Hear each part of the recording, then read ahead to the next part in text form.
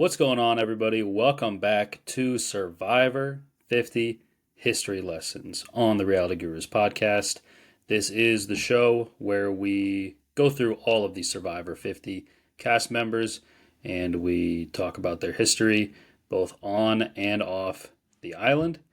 I am your host, Louis Colangelo, and today we are talking about Colby Donaldson. So, I said in the Jenna episode, nobody really got that famous off of Survivor, despite it being this kind of cultural phenomenon. I think Elizabeth Hasselbeck from this season, Australian Outback, or Colby's first season at least, she's probably the most famous Survivor, I would think. And we'll talk about being a famous Survivor being just versus being just famous, which I think Elizabeth is just famous. But I think Colby, he could be in the running for second place. There's a big hodgepodge of people that could be considered second behind her, kind of in this era of people kind of bursting onto the scene after being popular on reality TV. So, he was the perfect guy at the perfect time. Let's get into his kind of rise to prominence and figure out what his lasting impact is on the franchise and pop culture. So just to recap last week, the kind of big picture of the Survivor franchise at this point. Survivor, in the summer of 2000, it's a massive hit. Debuts to about 15 or 16 million people. It has one of the biggest finales in TV history, not just reality TV. Over 51 million people watched Richard Hatch become the first winner of Survivor. And on the heels of that, Survivor decides they're going down under for season 2. Borneo airs in the summer of 2000, and on October 23rd, 2000, filming starts for Survivor, the Australian Outback. It is by far the biggest premiere in the history of the show. 43.5 million people watched the premiere of Survivor, the Australian Outback. It's like, if you look at a graph, it's a pretty steady decay. Like Borneo, obviously, it's kind of like a exponential decay plot, or is it logarithmic? Whatever. This not important. Where it kind of starts high at Borneo, and then there's a couple different peaks for all stars, heroes versus villains, things like that. But they're in the midst of a relatively linear pattern is a massive spike. And it is the premiere of Survivor, the Australian Outback. It did not get much bigger than Survivor after the Super Bowl. Like these even number seasons, right after the Super Bowl, 2, 4, 6, and 8. I don't know if they kept doing it for like Plow and stuff, but it was a big deal. It was a very big deal. So Survivor, the Australian Outback, filmed on the Goshen station in northern Queensland, Australia, pretty much just like the northeastern part of Australia. And it's just as a side, I'm fascinated by Australia. Australia is my number one dream vacation spot in the entire world. I'd love to visit Goshen Station if I ever do make it to Australia. I think it's a campground now. Maybe it even was then. But regardless, we're in Goshen Station, northeast Australia, Queensland. I'm kind of right on the edge of the Australian Outback, and that is where we are going to meet the cast of Survivor, the Australian Outback. So Colby played 3 seasons. In the last episode, it was an hour and 10 minutes, just talking about 2 seasons for Jenna. So I'll try to be quicker here, but like Borneo, Australia is 2 tribes of 8 people. And Australia, I think, has one of the more well-known casts in the history of the show. Lots of people who came back in the future, lots of people worth knowing. This includes from the Kucha tribe. They're led by Mike Skupin. Couple of people in this tribe the history has not really looked too favorably on. But Mike is the leader of this crew. He's this really eccentric guy. Like he kills a boar and he uses the blood for face paint. But he's a natural in the wild, and he's very well respected. He's kind of this like kinetic leader of the Kucha tribe. Speaking of bad guys, Jeff Varner. He's the only three-time player to never make the jury phase. I believe that is still a distinction that he holds. Um, Obviously, the merge boot one shy of the jury in this season. We got Alicia Calloway, Survivor All Stars, Kimmy Kappenberg.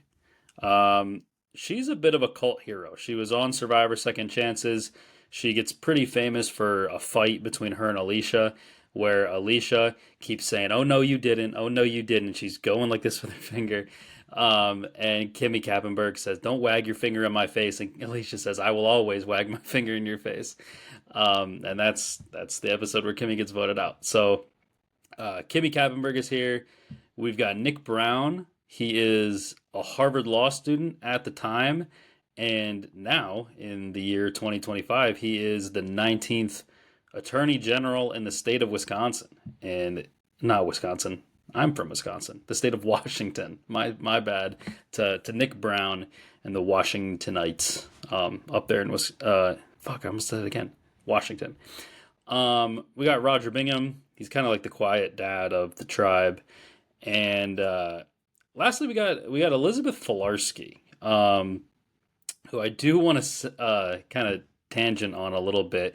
She became famous on Survivor in 2001. In 2002, she married NFL quarterback Tim Hasselbeck. He's kind of like a journeyman in the NFL. His brother, Matt Hasselbeck, really famous quarterback for the Seattle Seahawks, went to a Super Bowl with them, lost to the Steelers, my Pittsburgh Steelers. And in 2003, she was actually a guest host on The View and became a full-time host. And she held that role for 10 years.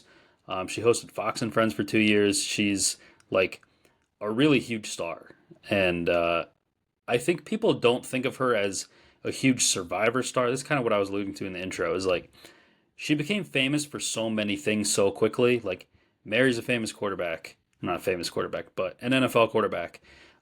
She's on a talk show on The View. She was on Survivor, this kind of reality TV phenomenon. Just because Survivor's the thing she got discovered for, it was just one of many things. And she never went back to Survivor.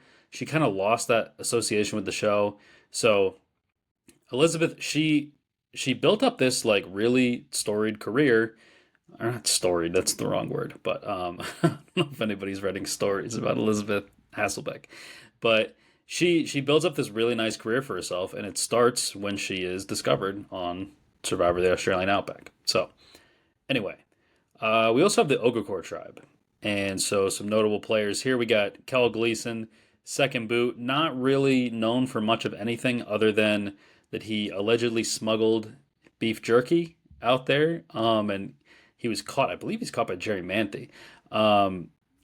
Or not caught, but like I think people found wrappers in his bag, and he was going off for certain periods of time, and people think he was going off to eat the beef jerky. There's a few good Survivor smuggling stories. Like I think Richard Hatch, I believe, said that he smuggled a whatever you call a thing of matches, a little pack of matches onto Survivor All Stars in his ass crack, or maybe he even boofed it. I don't know, but it was there's some good Survivor smuggling stories. Also on the Ogre tribe, we got Jerry Manthey, three-time Survivor player, considered really like the original villainess of Survivor. She posed for Playboy in 2001 after the Australian Outback comes out. She was on the Surreal Life in 2003, which is kind of like a punchline in Entourage for an episode, but she was on the first season of that, which it's pretty much just a bunch of, it's kind of like Jersey Shore, but everybody's famous, and they pick some like random aspect. I think that one was in Vegas, maybe.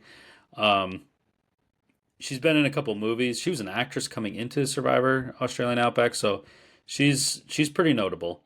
Amber Burkich, future winner on Survivor All Stars. She goes on to play in Winners at War. For some reason, it did not register to me that Amber Burkich is a three-time player of, or Amber Mariano now, is a three-time player of Survivor. It's weird. Like, she's so, like, she's kind of just an afterthought in Australia, and she comes back, and I almost think of All Stars as her first season, and then coming back for Winners at War is maybe like a second season, because I don't know what she did to get on All Stars, but she did it. Um, we've also got Keith Famey, only person in Survivor history to be voted out after day 39. This was a 42-day season. It's the only 42-day season before they really locked in the 39-day format. We got Tina Wesson, three-time player. She's obviously the winner of this season. Um, and of course, Colby Donaldson, three-time Survivor player, soon to be four-time. He is a prize fighter. He only comes out for the big ones. He's got Australian Outback, which was a huge deal at the time, All Stars, Heroes versus Villains, and now season 50. So Colby, he's the guy this episode. So we're gonna talk some Colby. Um, Colby in the early game, he's really one of his earliest storylines is he has this flirtmance with Jerry. And well, like when revealing the cast for season 50, Jeff refers to Colby as Survivor's first superhero. And I would say he's not a like the superhero archetype, quote unquote. He's like he is Captain America for sure. And like it seems like a dumb distinction because Captain America is a superhero, but like he's Captain America because he is like it's a well-known phrase of like he's what every girl wants. He or every girl wants him. Every guy wants to be him. Like he's kind of like the straight man, and he winks at the camera and like at the audience a lot this season. And they kind of constantly set Colby up in the edit to like say what the audience is thinking, right? So they'll show Keith moving some logs around camp. He's working hard, and they'll show Mitchell. He's saying, I think Keith should go. And we see Colby in confessional. He says, that Mitchell, I don't care for what he said about Keith. And the audience says, yeah, Mitchell, that was bullshit. Keith's working hard. He shouldn't go home. Or like they'll show Tina talking about how she misses her family. And Colby's like, that Tina, she seems like an all right lady. And we say, yeah, Tina is an all right lady. And I think the real reason, like I make the distinction that he's not a superhero is he's also kind of a prick. Like, and I think that's part of the appeal. Like when the villain is Jerry or Keith or like the Kuchas, like if the villain can be a little snarky, you kind of want the guy you're rooting for to like be able to give it back a little bit. And Colby can. He's like he has a little bit of a lippy guy. Like he has the very base level like aw shucks kind of thing going on. Like when he tarps the shelter in his big Texas flag, he says, when I wake up, I think of two things. I thank God that I'm alive, and I thank God that I'm a Texan. And like I think that like he gets a pass on being like a jerk to Jerry and Keith and others because like people see the handsome face, like the abs, the southern drawl, like this must be the good guy, right? And let's not forget him and Jerry, they fall apart because he just kind of like loses interest in her and she continues to pursue him and then he's like, "Oh, fucking Jerry's so annoying." And because she doesn't cater to Colby and say like, "Oh, Colby, you are right. I'm so annoying. I'm so annoying." Like she somehow becomes this huge villain.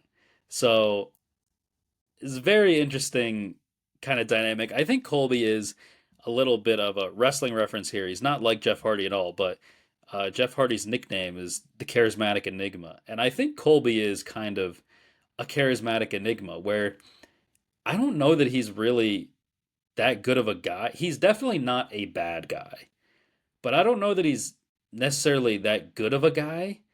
But there was just something about him at this time period that he was just it. Everybody was like, this guy can do no wrong. It's Colby Donaldson, and that's just it. And on the topic of Colby and Jerry's breakup, actually,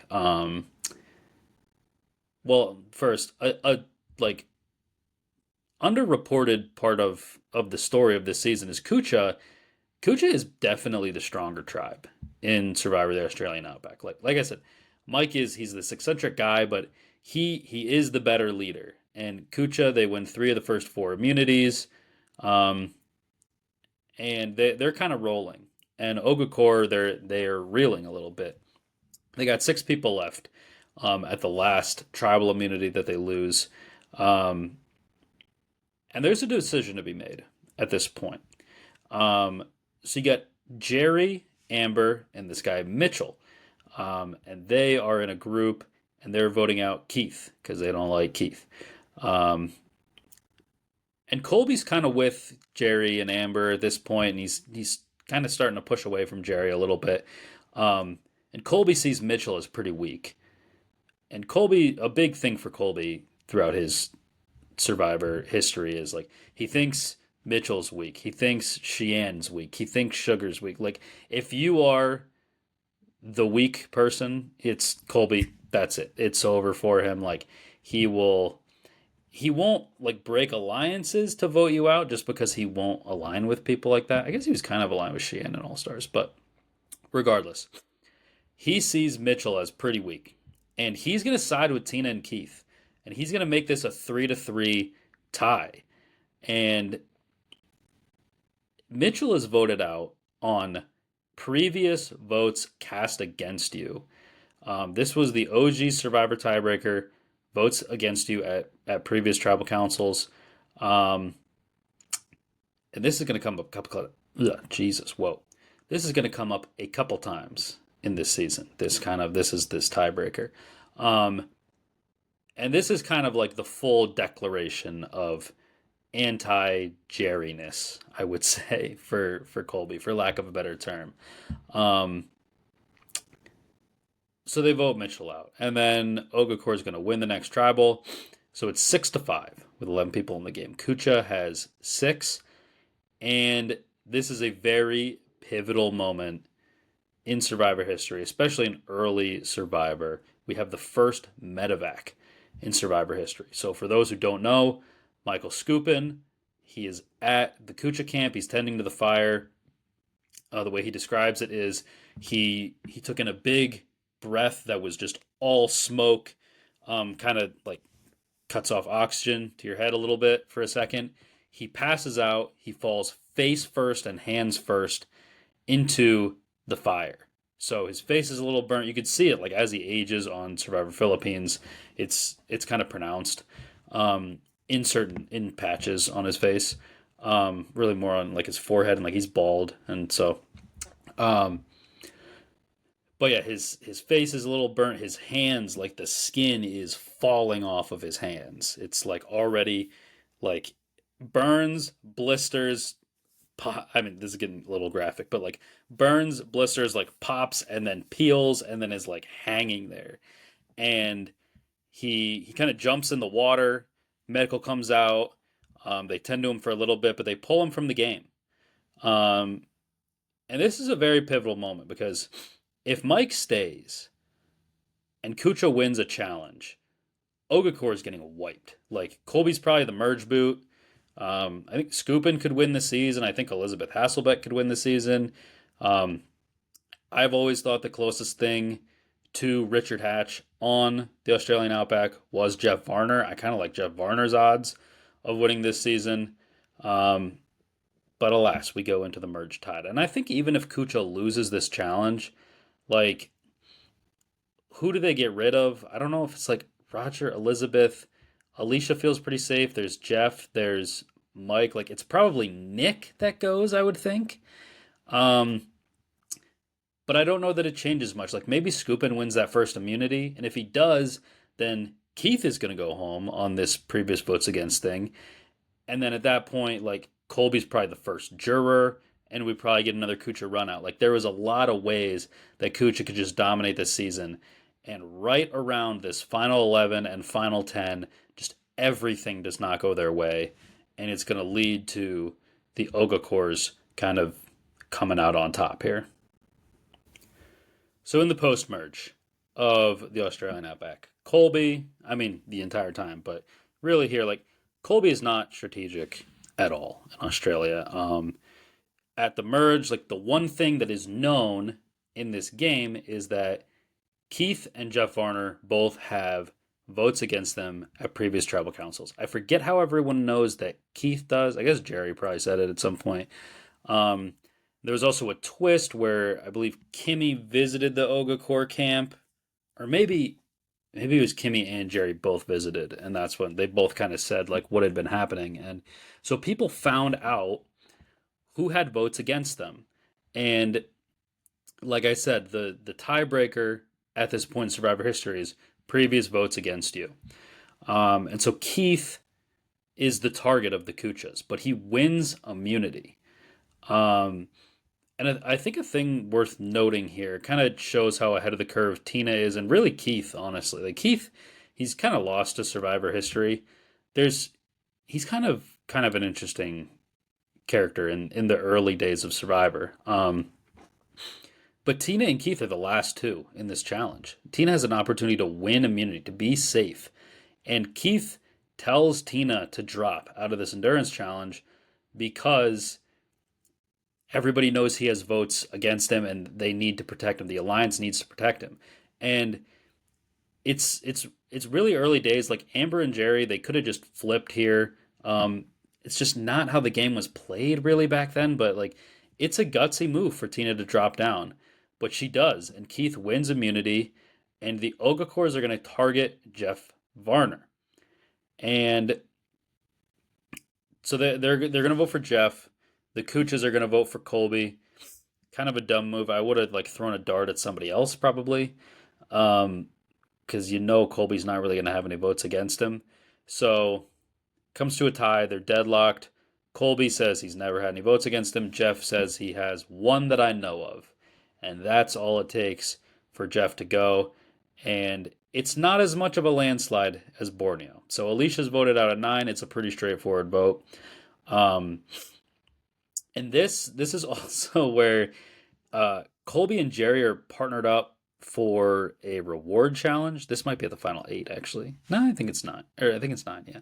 Um, where Colby and Jerry are paired up for a reward challenge. They win, and the reward is they get to go to the Great Barrier Reef. And it's like, first of all, it's a very romantic setting, and it's kind of funny how Jerry is like, yeah, at one point, this prospect, I would have loved the prospect of coming here with Colby, and I still might, like that kind of thing. And I feel like people kind of label Jerry as like promiscuous just because Colby's like the hot guy out there, and she's like, maybe I would.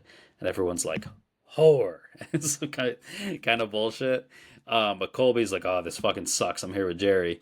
Um, but while they're at the Great Barrier Reef, Colby he takes a bunch of coral from the reef and he gives it to like everybody who's still in the game. He gives them a little piece of coral.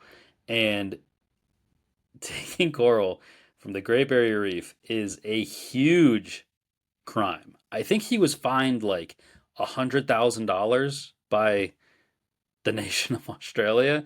I forget just how much it was. I think CBS paid it. I know it got paid. I believe CBS paid it. Yeah, I want to say it was like 100 grand, which is like how much he won for coming in second. And after taxes, it's even less than that. But um, so that's just an interesting aside. Um, but anyway, Jerry is voted out at the final 8, and at this point, Tina, Colby, and Keith they vote with the remaining Kuchas, and they vote Jerry out at the final 8. And this is like if you look at what happened in Borneo, Sean wasn't really in the alliance, but it was a pagonging. That's why they call it a pagonging. It was there. They all went first, and at this point, they get Jeff gone. They get rid of Alicia. The Ogakors have the numbers. They could just take it down to 5. Um, but Tina is kind of like she's a bit of a pioneer of strategy. I don't think she gets enough credit where she sees Amber and Jerry bonding with Elizabeth at certain times and the Cooches in general. And she really doesn't like the idea of this. She wants to, before Jerry and Amber can flip, she is going to kind of try to isolate them, get rid of them. So she's like, hey, Cooches, here's a gift. We are going to vote out one of our own. We're going to get rid of Jerry. All you got to do is vote for Jerry. And they say, all right, we'll vote for Jerry. So, like, if the Cooches and Amber were smart, after Jerry goes, they would have 4 votes. They could just vote out Tina, Colby, Keith, this group that's kind of taking over the game, or they could at least vote out Tina and Keith, because I believe Final Seven is Colby's first immunity win. But yeah, they could team up and they have the numbers. But um, instead, at the Final Seven, um, I believe, yeah, Elizabeth and Roger, they vote for Amber. Um, Amber votes with the Ogakors again. And they get rid of Nick. And again, like it was just a different time. Like there's very, very basic strategy compared to today. But it's just kind of interesting to picture like Amber, yeah, she got smoked on Winners at War, but like she's on Winners at War in season 40 with that advanced level of strategy. And if you think about like the games that she's played, like this is one of her games, like just going along with the people who just fucking voted her number one ally out. And then on Survivor All Stars, like playing a pretty basic game. It's just kind of interesting to think about. So again, different time with the strategy though. But like I said, this is the final seven. This is where Colby starts winning immunities. He wins 5 immunity challenges in a row. He is safe from this point to the final 2. He wins every single immunity challenge. And it's a record that still stands today, both the total number 5 and also the 5 immunities in a row. I don't know if the in a row part has been tied, but obviously 5 has been tied by a couple people now. But anyway, back to it. Amber, she gets voted out at 6. And then the threesome of Tina, Colby, and Keith, they vote Roger out at 5, and then Elizabeth at 4. And I think this final 3 and final 2, really this whole finale of Survivor, the Australian Outback, I think it sums up Colby perfectly as both a person and a Survivor player.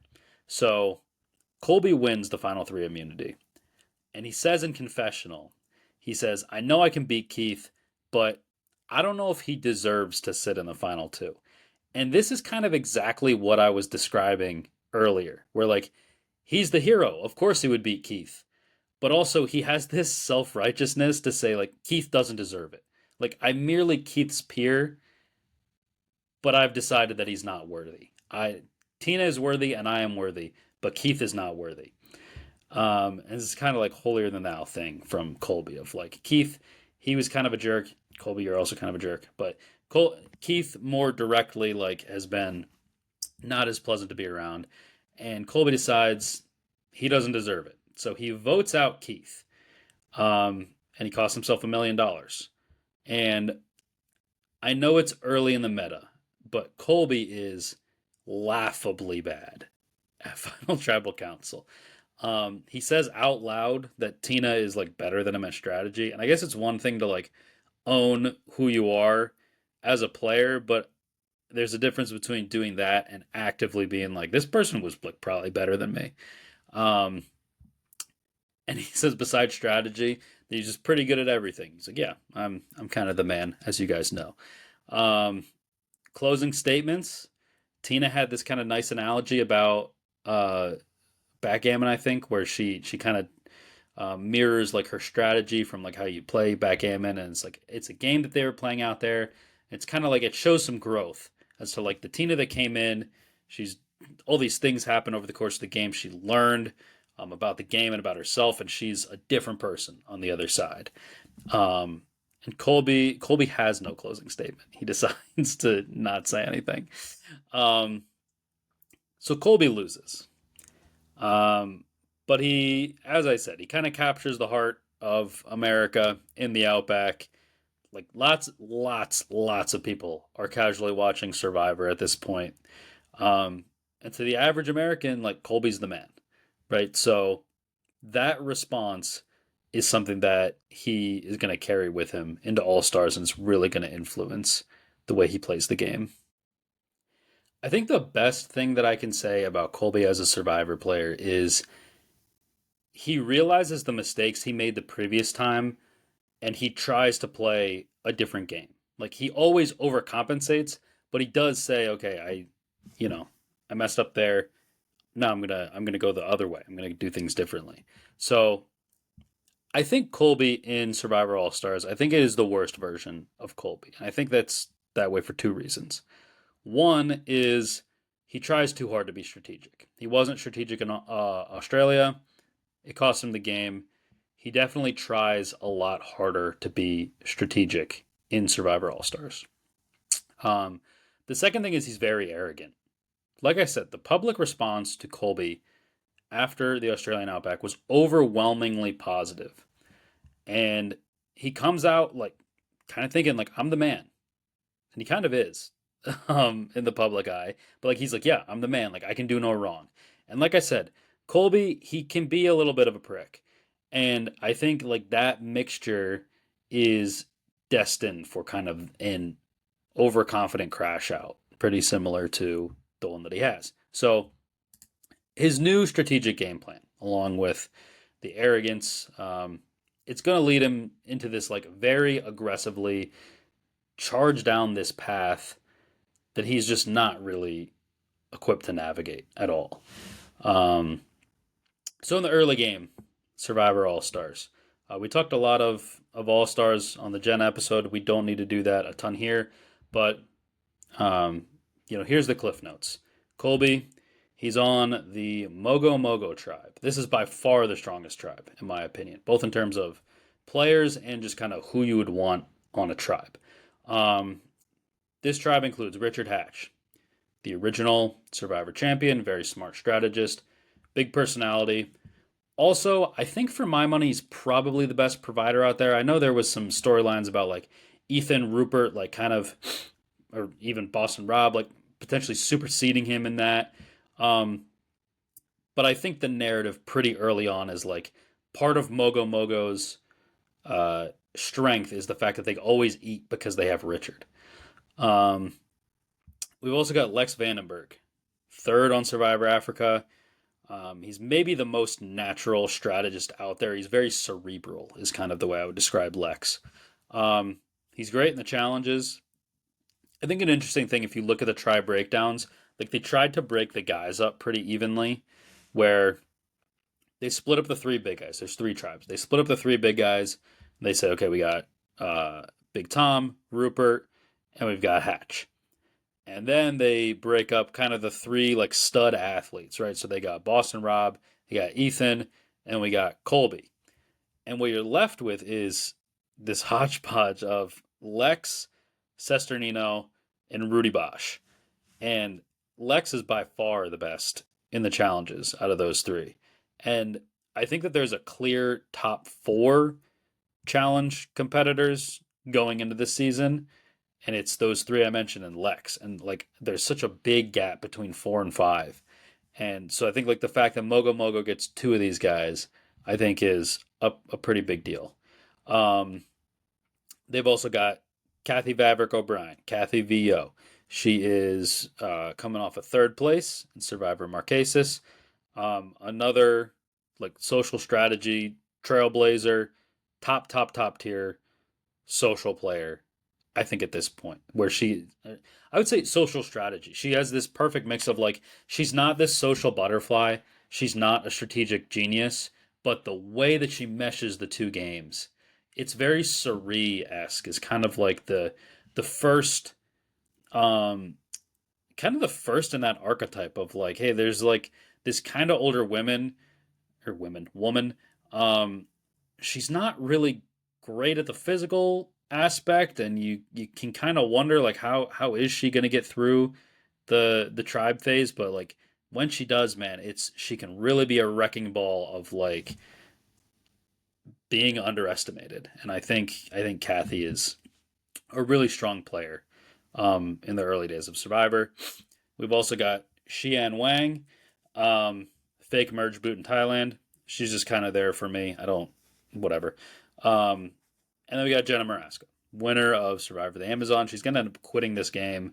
And she is their only loss in the early phase of this game. So the power structure on Mogo Mogo, it essentially revolves around this relationship between Lex and Kathy. So they're at the core of this alliance. Kathy kind of has Sheehan. She's kind of doing a women's thing. And Colby's also in the alliance. Him and Lex, they seems like they get along decently. They really start working together strategically in a little bit, but um, so they're kind of an alliance. Colby and Cheyenne don't really get along. Colby, I think he openly says at the first tribal council, like, um, that they go to, which they obviously haven't gone to yet, but he pretty much is like, yeah, Sheehan's like the weak person, and she doesn't take too kindly to that. Um, but they're all kind of weary of Hatch, is kind of like the point here. Um, and in the early days, Colby doesn't do a ton. Most of his content, he's kind of like joking around. Like I said, he comes in thinking like I'm the man, and so there's a lot of confessionals where like it's another person's. They used to do this a lot more, and because it was a lot more character based, but they do a confessional where a person is just at camp, and there's like other people from the camp in the background, and so Colby would he would always be like crashing other people's confessionals.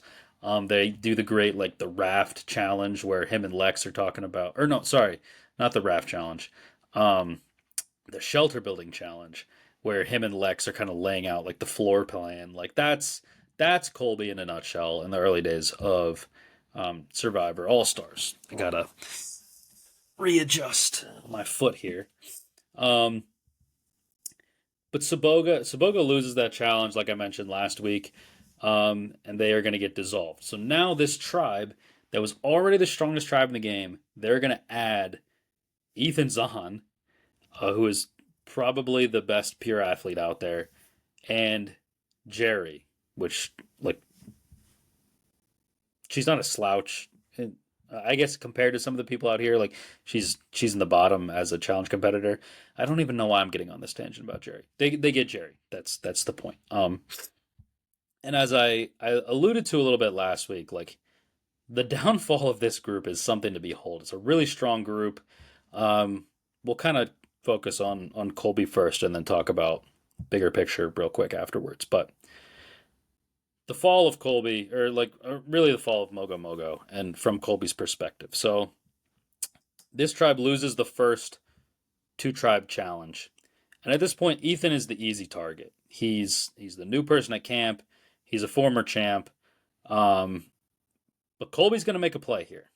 So Colby wants to keep Ethan around, and for as much as I said Colby and Lex are kind of working together, it really is Colby and Ethan at this point. They kind of like pair up pretty. And I don't know if they're like super tight, like they got along super well, or just like their interests were aligned and they were kind of similar guys or like-minded guys. And but regardless, Colby and Ethan, um, they're going to come together, and Colby wants to get rid of Hatch.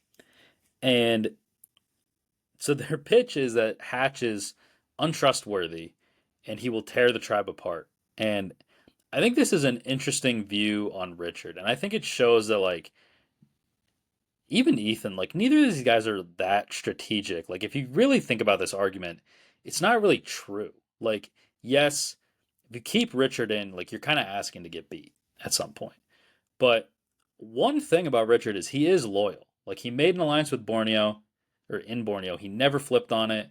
He speaks out against Wigglesworth for turning on the alliance. Like Rich is he's nothing if not loyal. And I mean he's one of those guys who's like it's like Rupert when he steals the shoes in Survivor Pearl Islands. It's like I'm doing this like deceitful thing, like I'm stealing the shoes, but like I'm doing it for the Drake. I do it for the Drake, he says, and that's kind of like Rich. Like he'll lie, cheat, and steal, but if you're one of his guys, he's rolling with you.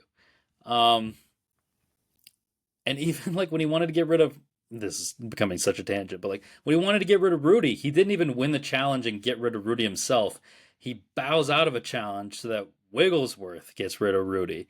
Um, and if Rudy's able to win that challenge, he's gonna shake Rudy's hand and get beat by him. And like that's just what it is. And so yeah, I think Rich is pretty loyal, and I think there's a lot of there's a lot of great players that go pre-merge and all stars, and I think there's a lot of ways where you could say if this one person like they were targeted really heavily for their last game, and if they weren't, like if you just open your arms up a little bit, like to Sesternino or to Tina or to Rich in this case, like what changes? And I think it's an interesting thing. But regardless, so these two they're going to bring the move to Lex, and this should be fish in a barrel.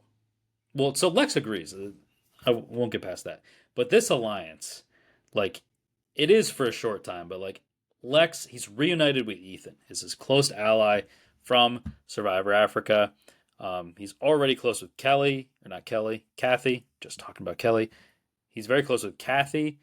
Colby's a big contributor. Sheehan is kind of like involved. Like in old school Survivor, this is a super alliance, especially these three guys coming together. Um, and so Lex agrees. He's like, yeah, I'm down to get rid of Richard. So Kathy and Sheehan agree. They want Richard gone as well. But they do make a note that like Colby's getting a little big for his britches here. And Jerry's going to take that and run with it. So Jerry's one goal on All Stars is to get rid of Colby. They kind of had this beef in Australia. Colby voted her out. She would like to return the favor. So Jerry is going to tell Richard about this plan. He's like, the guys are setting up this plan to get you out. The girls are weary of Colby. I want to go with the three girls and you, Richard, and we're going to get rid of Colby. And Hatch is down with it. He's like, all right, sure, yeah, we'll do that. Um, Ultimately, Rich goes home, and this move does have Colby's fingerprints like all over it. Like this is the move that gets him voted out. Um, but it's probably not probably. It is the most strategic thing he does in his entire Survivor career. He saves. Think about this in 2004. This is about as big a deal as you can have on Survivor. Is Colby Donaldson saves Ethan Zahn to get rid of Richard Hatch. Like, it doesn't really get much bigger than that. Especially if you're in like 2001 and you get like a time capsule and you're like, hey, in 3 years this is gonna happen. You're like, how the fuck? What? Um, but regardless, so Hatch is gonna go. Um, Mogo Mogo loses the next challenge, and Ethan and Colby, they're going to get back on the grind. They're working together again to keep Ethan in the game. And this time, they're going to target Jerry. So Jerry is kind of, it seems like she's annoying a lot of people by being like lazy. Colby, there's obviously no love lost there. Um, and like Jerry voted for Ethan at the first tribal. So this is a pretty natural thing. Um, so Lex again, he agrees with them. He's like, "Yeah, Jerry, you guys got it right." So three guys voting for Jerry. Sheehan and Jerry are voting for Colby. Kathy's actually not at this tribal council because of a twist. She gets like kidnapped, quote unquote, by a Shapira, and I think she spends the night at Shapira. Um, and so this is the beginning of the end for Lex. I'm gonna kind of cross over what I was talking about. Um, Reflecting on his time in Africa, Lex's conclusion is that he lost Survivor Africa because he never made a big move. He thinks that going to the end with both Ethan and Tom was a mistake. And that's probably the first we ever hear in the meta of someone being like, I lost because I didn't make a big move. I got to make a big move. Um, and Lex decides he has to make that move right now. And there's 12 people left. He has the majority on what's about to be the smaller tribe, which means he really needs numbers. Like this is just too early, and but he decides that Colby, he's getting too powerful, and he's gonna vote out Colby. And there's not really much more there is to it. Like Lex flips on Colby, Colby's gone, and so now after trying to be more strategic, Colby is going to get voted out for being more strategic. And I'll just kind of quick do the rest of All Stars because I kind of alluded to this. I wanted to talk about it last week. I saved it for this. Um, Here's my 2 cents on everything. I like Lex. He is a pioneer of Survivor strategy. Like, yes, Rob was great this season, but Lex like really fucks this up. He gets rid of Hatch. That's a solid move. He then gets rid of Colby and Ethan back to back to keep Jerry, only to then get rid of Jerry to keep Amber in the game, who is one half of the duo who ends Lex. And so I think Survivor fans look fondly upon Lex. in this kind of nostalgic way. He obviously has not played since Survivor All Stars. He's apparently in the mix for Survivor 50. He's a pioneer strategy, as I said. He's also a really flawed player. He was a challenge away in Africa, really like unlucky. He kind of like gets the shits before the challenge. But he really did it to himself in All Stars, and I he is so smart, and I do think he's one of those guys that like I would give Colby spot to Lex because on 50 because Lex like he is trying, and I'm this is one of my a negative thing about me is I start sentences and then I cut myself off and I do it like 50 times in a row and then I haven't said anything. But Lex, he sees his previous games and says, "Okay, I didn't make a big move, so this time I'm gonna make a big move." And he's trying to address his issues, which is a thing that Colby does. Um, but I just think Lex, like by the end, I think we've kind of seen every evolution of Colby, and Lex, I think he has more to give. So, regardless, that's my 2 cents on All Stars. Colby is gone, and yeah, he's voted out of the game. I don't know. I didn't know how to end that segment of this. So if we take a step back, just look at Colby outside of the game before we get into heroes versus villains. So after really both Australia and All Stars, Colby gets a big bump. I think it's more after All Stars even though, but he becomes an actor. He's actually in an episode of Curb that's pretty funny where he's he's arguing with a Holocaust survivor about who is a real survivor. It's pretty good. He's in a few random TV shows. He's in The Young and the Restless, which was a thing. He's in a few episodes of Joey, which is like the Friends spinoff with Matt LeBlanc. Um, he's in Rachel Ray a bunch, which was like a really big deal at one point. The kind of like daytime TV for like the stay-at-home moms. Like Rachel Ray was like the lady, and like Colby, this handsome guy, he's coming on Rachel Ray. He's gonna tell you what to think and how to cook stuff. I guess I don't know.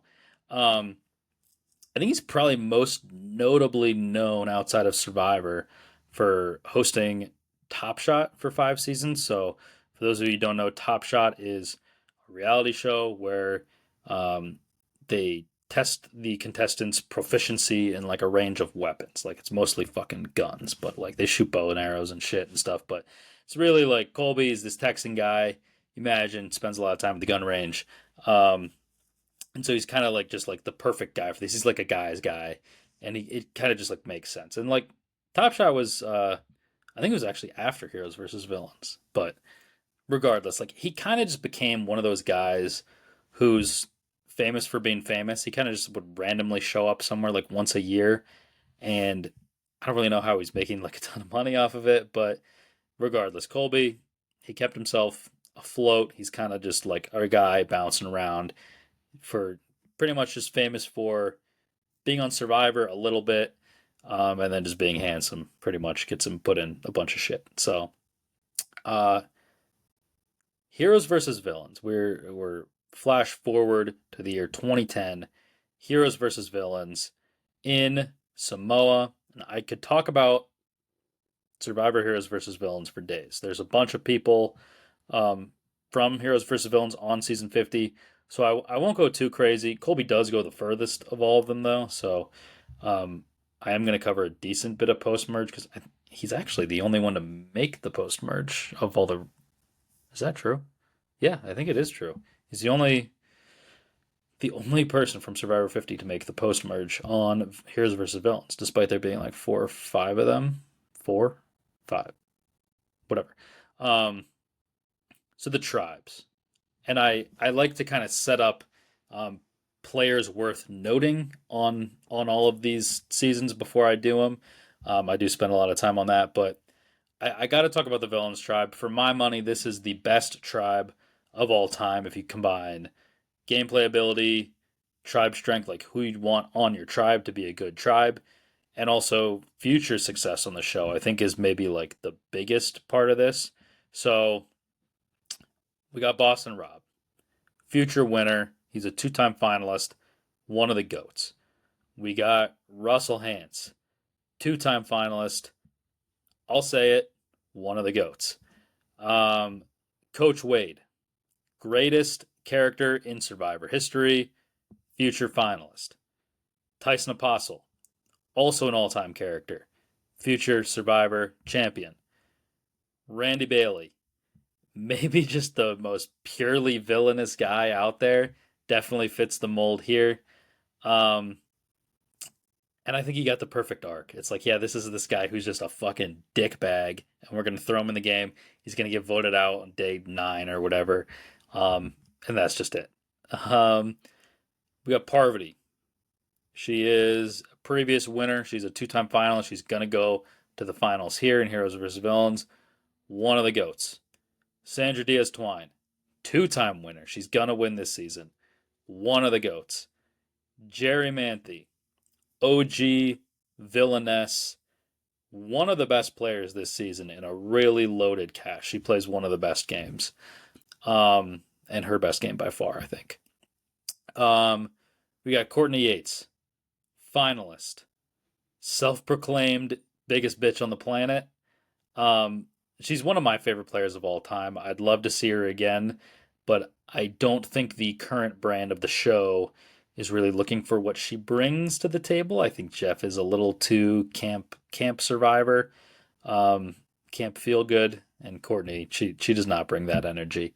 Um, and then finally we got Danielle DiLorenzo, former finalist, and Survivor Panama and Survivor Heroes versus Villains took place in some of my formative years. Like Heroes versus Villains, I was 12 years old.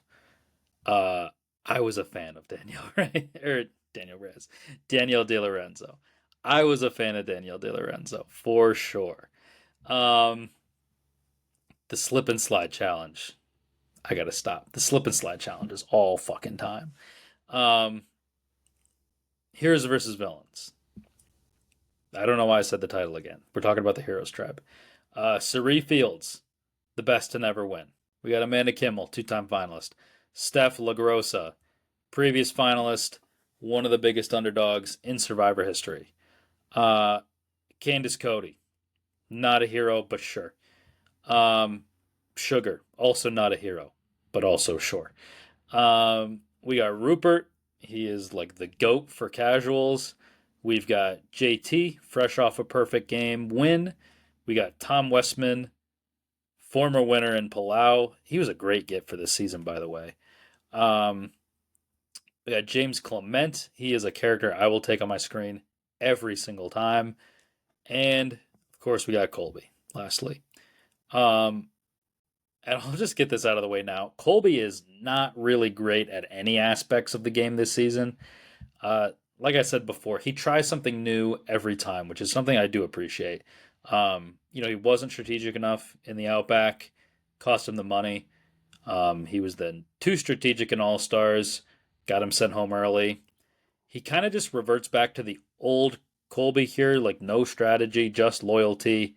Um, but he's like not great in the challenges anymore though, so he just like he doesn't really bring anything to the table. Um, we got a there's a great debate between him and James later that I'll talk about, but um, I think this version of Colby on Heroes versus Villains, like this is why people are so meh on him for Survivor 50. Like he was Captain America. He then crashed and burned on All Stars. I would be interested to see what a guy like that brings to the table on the third time. It's like what I was saying, it's the appeal about Lex, right? Um, I think knowing that the third time is such a passive game, like I don't think anyone is excited about seeing what he's going to bring to a fourth time out there. So, yeah, I don't get it. Um, but Colby, just to summarize this game, he's pretty much a bottom feeder the entire season. Sugar is like a unanimous boot first in episode 1. And after that, he is squarely on the bottom. Like, it's him, Tom, and Stephanie. They're on the bottom when Stephanie gets voted out in episode 2. Um, he's actually involved in I think one of like the most underrated moves of all time, pretty much. Like, there's 8 people left.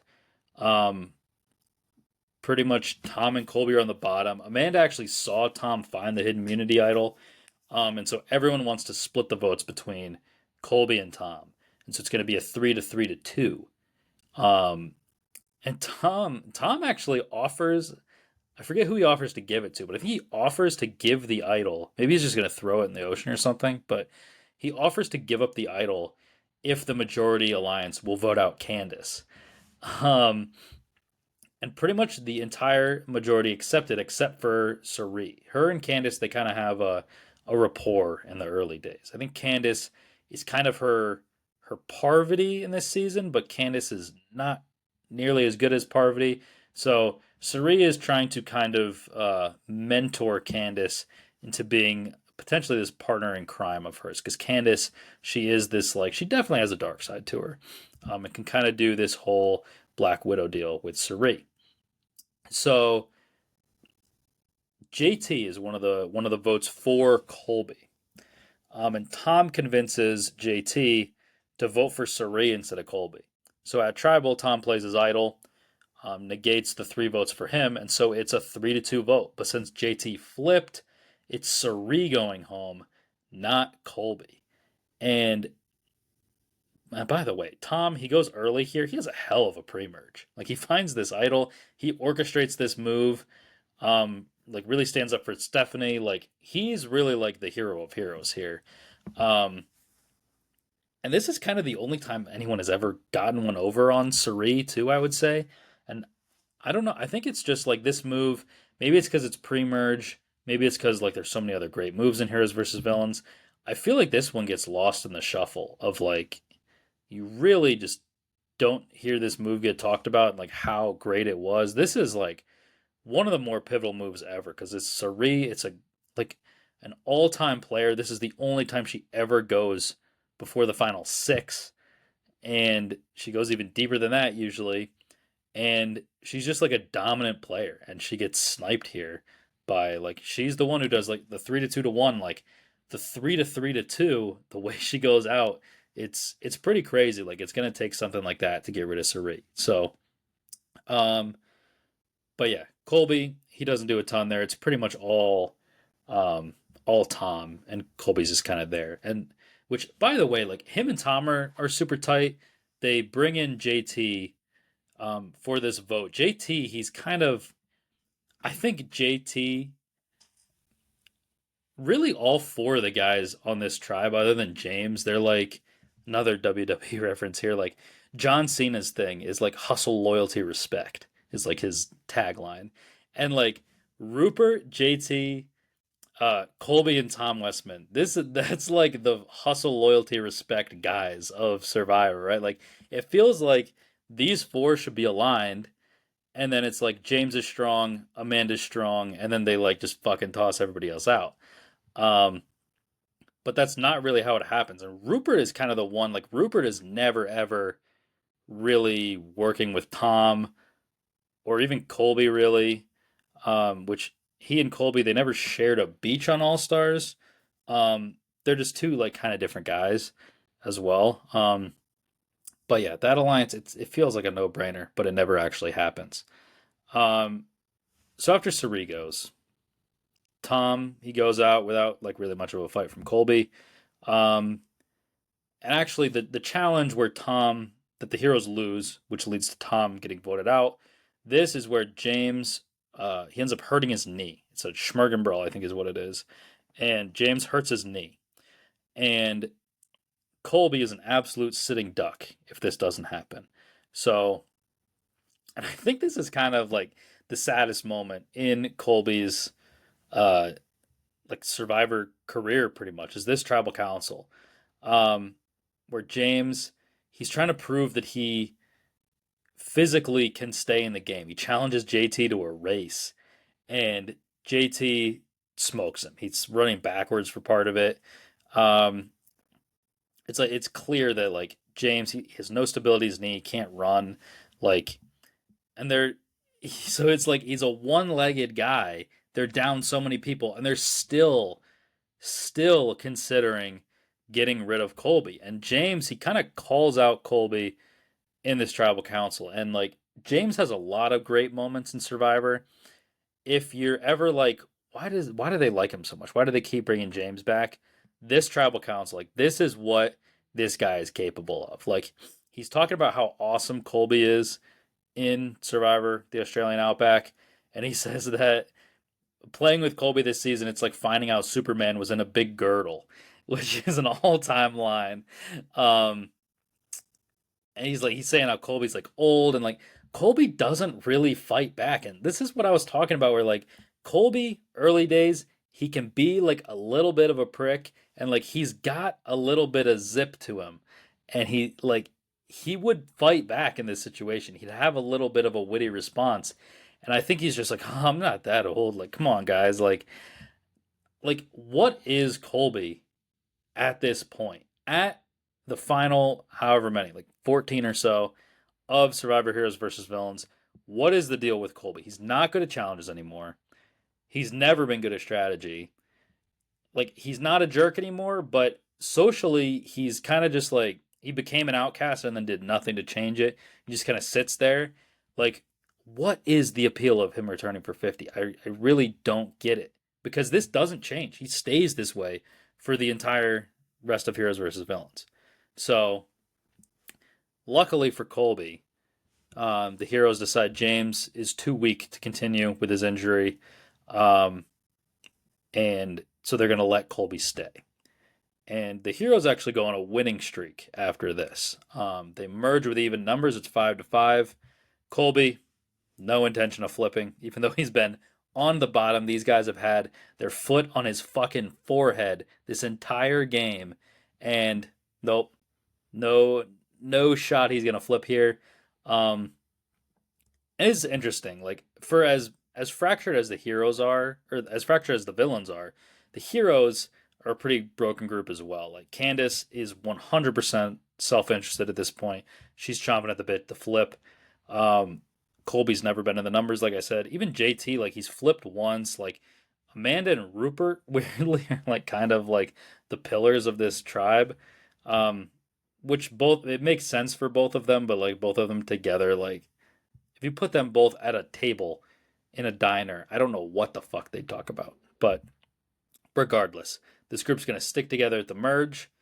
Um, and I'll just kind of speed run this at this point. Like JT's infamous play where he gives Russell the idol, like which also if Tom Westman's still in the tribe, if Cerie's still in the tribe, even like Stephanie, like he probably gets bullied into not doing this, but like Candace and Amanda, they're both like he's so fucking stupid for doing this, but they're both really passive. And Rupert and Colby are like both even bigger boneheads about strategy than JT is. So they're like, oh my god, this is like we're gonna underhand this all women's alliance. Like this is gonna be the move of moves. And obviously JT is sent home at that tribal council. Everybody knows what happens there. Um, Amanda and Candace go next. Then we have Russell. He decides to get rid of Danielle to weaken Parvati. Um, Colby and Rupert have absolutely nothing to do with this move. It's pretty much those two. Um, or sorry, I think those two actually vote for Danielle. I think it's them, Russell and Jerry, are the ones who are gonna vote Danielle out of the game here. Um, and then Rupert goes next at 6, and Colby is through to the final 5. And so he loses this immunity. He's an easy target. It's like the one immunity he was close to winning this season. He was, for as bad as James said he was in the tribe phase, he is fucking awful at the individual phase. Like the challenge where you hold the two posts up, like the one that in Gabon, Crystal, Jeff's like, this challenge is on, and 1 second into it, Crystal falls. Uh, Colby does the same thing. He's like supposed to be this badass guy, and he fucking falls like a second into the challenge. Um, he's got a couple like other bad ones, like the card stacking one. He kind of isn't great at the one that Jerry ends up winning. Um, and like despite sucking at everything, the villains are afraid of him being a jury threat, which is kind of funny because like yeah, there's 4 heroes. He probably gets JT and Rupert's vote, but like Amanda doesn't think that much of him. Candace probably doesn't even fucking like him. Um, but Colby's big move is he's going to pretend to give up. He makes this speech about, yeah, it was an honor to play. This is right after they get back from the challenge. He's like, yeah, I had a good time. Um, see you guys later. Pretty much, I know the deal here. Um, and then he goes to a confessional, and he's like, I don't know how to quit. So when the time was right, I made one more attempt. And he's back into like Colby, like I'm like I got this plan. Like don't worry about it. And like the plan is he's gonna go to Russell and he's gonna be like, hey, we should get rid of Sandra so that we could beat Parvati at the challenge. And Russell, it's like the one person he wants to go to the end with is Sandra. And so he's like, get the fuck out of here, Colby. Like so it's like he's like, I'm not a quitter. And like this is the full circle moment for Colby. Like I said in the finale of uh Australia, like he does this whole holier than thou thing. He votes out Keith. Um, he sits at the. I'm about to sneeze.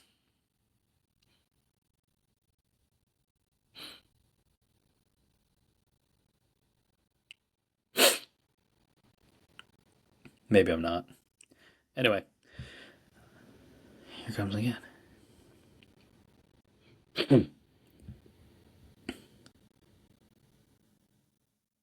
All right, I didn't sneeze, but anyway, in the finale of Australia, he votes off Keith.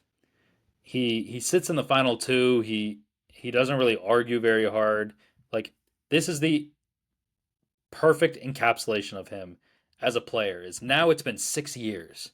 Like he's a little bit different. He's not really pompous anymore, but it's not really in a good way. He's kind of just like a wet blanket.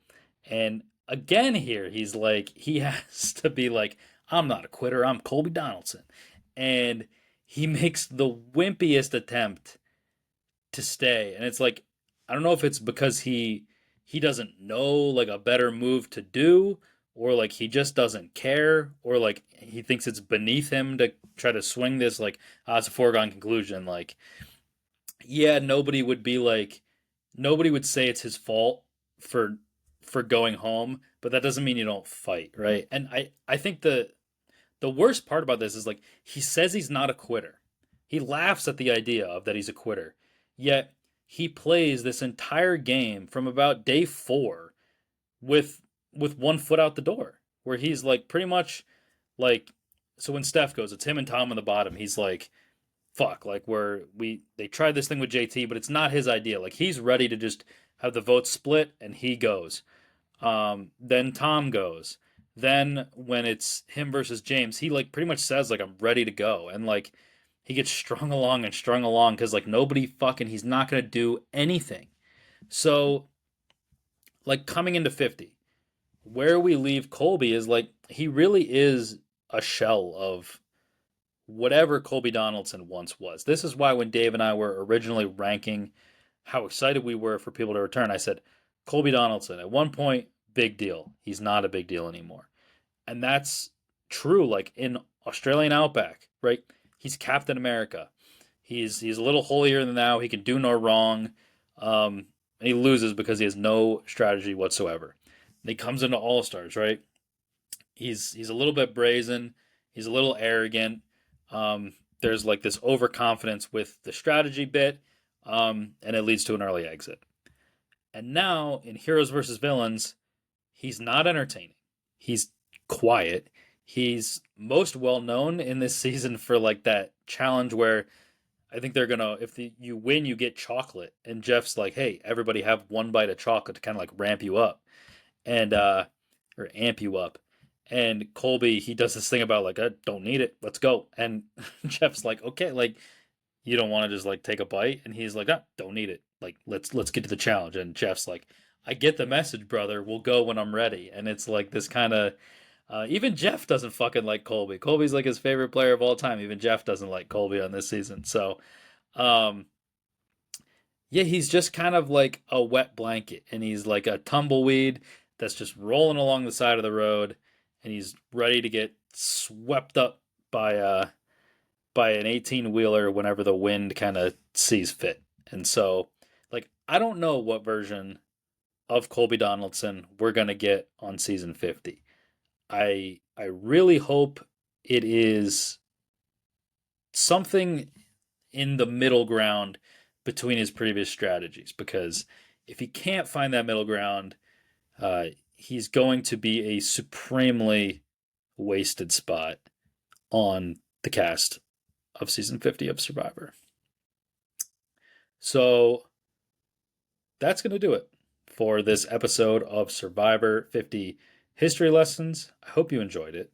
If you did enjoy it, please like, share, comment, subscribe to the show, Apple Podcasts, Spotify, and YouTube. Follow me on TikTok. Thanks for watching. Thanks so much for listening. We will see you next time when we talk about Stephanie LaGrossa. She's up next on Survivor 50 History Lessons. Thanks so much, guys. Bye.